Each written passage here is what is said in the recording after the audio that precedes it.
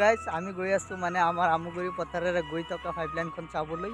তাত গৈ এটা ভিডিঅ' বনাম মানে পাইপলাইনখন ক'ৰ পৰা আহিছে, ক'লৈ যাব আৰু ইয়াৰ ভিতৰেৰে কি গেছ লৈ যাব সেই বিষয়ে ঠিকাদাৰক সুধিম কিছু কথা, আপোনালোকে চাব।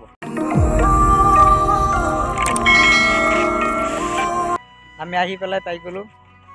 চাওক কিমান ডাঙৰ এটা পাইপ তলেৰে দিছে, মানে 10 ফুটমান তলেৰে দিছে এইটো পাইপ। পানী ওলাই গৈছে একেবাৰে তলৰ পৰা।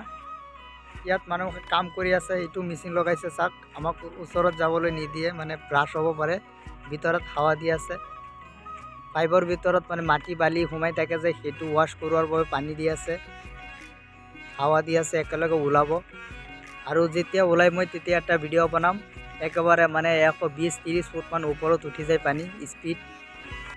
তেতিয়া এটা ভিডিঅ' বনাম, আপোনালোকক ফ'ল' কৰি ৰাখিব, তেনেহ'লে সেইটো ভিডিঅ' চাব পাৰিব। আৰু এইটো মেচিন মানে পানী সিঁচাৰ বাবে, এই গাঁতত যেতিয়া পানী বেছি হৈ যায় এইটো মেচিনেৰে সিঁচি পেলাই ইয়াত ওলাই দিয়ে আৰু গুচি যায়। এইটো পাইপেৰে যায়। কিমান ডাঙৰ পাইপ চাইছে পানী সিঁচাৰ বাবে।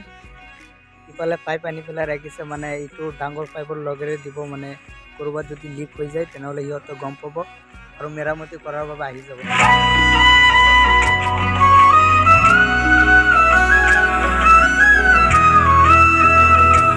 আৰু যে 2জনমান লোক কাম কৰি আছিলে, কিন্তু সিহঁতে এছামিজ বা হিন্দী বুজি নাপায়, সিহঁত তামিল হয়, সেইকাৰণে একো সোধা নাই, আহি গ'লোঁ।